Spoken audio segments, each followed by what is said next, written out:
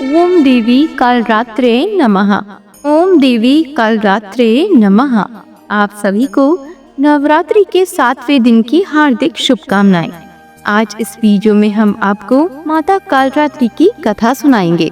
बोलो जयकारा माता रानी का। नवरात्रि के 7वें दिन दुर्गा माँ के कालरात्रि रूप की पूजा की जाती है। यहाँ पर काल का अर्थ है मृत्यु से, जबकि रात्रि का अर्थ अंधकार अथवा अज्ञानता से है। अतः माँ कालरात्रि अज्ञानता का नाश करती है। कालरात्रि माँ को काली माता के रूप से भी जाना जाता है। दुर्गा माता का यह रूप सबसे भयंकर है।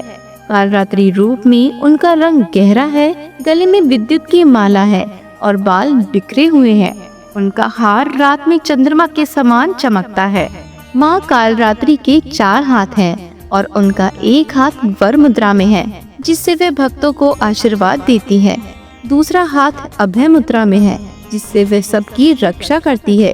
तीसरे हाथ में उन्होंने वज्र पकड़ा है तथा चौथे हाथ में नुकीला खड़ग है। उनकी 3 आँखें हैं और जब सांस लेती हैं तो उनके नाक से लपटें निकलती है। कालरात्रि माँ गधी पर सवार है। इन्हें शुभंकरी देवी भी कहा जाता है, क्योंकि यह अपने भक्तों को शुभ फल प्रदान करती है। माता का यह रूप बहुत दयालु है।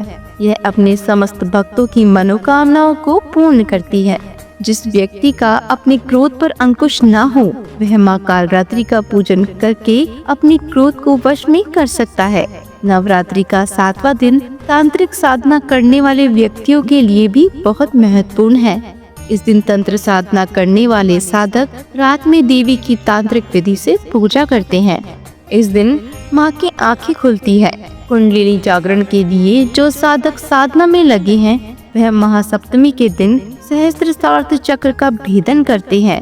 सहस्त्रार्थ चक्र सिर के शिखर पर स्थित होता है। इस चक्र में एक महत्वपूर्ण मेधा शक्ति है, जो मस्तिष्क की प्रक्रियाओं जैसे स्मरण शक्ति, एकाग्रता और बुद्धि को प्रभावित करती है। माँ कालरात्रि के इस भयंकर रूप के पीछे एक रोचक कहानी भी है। आइए शुरू करते हैं। ओम ऐं ह्रीं क्लीं चामुंडाय विच्चै कालरात्रि देवी नमः। प्राचीन समय में शुंभ निशुंभ नामक राक्षसों ने अपने बल से मद में चूर होकर इंद्र का राज्य छीन लिया। इस तरह से अधिकार छीने हुए और दैत्यों द्वारा अपमानित करके निकाले हुए देवता अपराजिता देवी का स्मरण करने लगे कि देवी ने हमें वरदान दिया था कि मैं संपूर्ण विपत्तियों को नष्ट करके तुम्हारी रक्षा करूंगी। और ऐसा विचार कर सब देवता हिमालय पर्वत पर चले गए और देवी की स्तुति करने लगे। शिव जी ने देवी पार्वती से राक्षसों का वध कर अपने भक्तों की रक्षा करने को कहा। शिव जी की बात मानकर पार्वती जी ने दुर्गा का रूप धारण किया। युद्ध के मैदान में शुंभ और निशुंभ ने राक्षस चंड और मुंड को भेजा। देवी ने चंड और मुंड से लड़ने के लिए काली देवी का निर्माण किया। तब काली माता ने चंड और मुंड दोनों को मार दिया और इस तरह उन्हें चामुंडा के रूप में जाना जाने लगा। इसके बाद शुंभ और निशुंभ ने रक्त बीज को भेजा।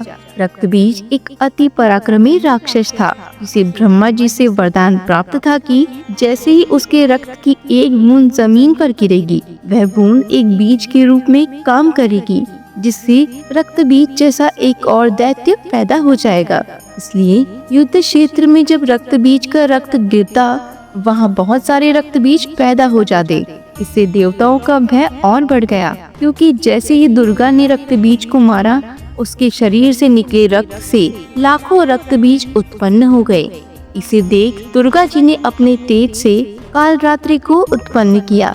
इसके बाद जब दुर्गा जी ने रक्त बीज को मारा तो उसके शरीर से निकलने वाले रक्त को कालरात्रि ने अपने मुख में भर लिया और सबका गला काटते हुए रक्त बीज का वध कर दिया।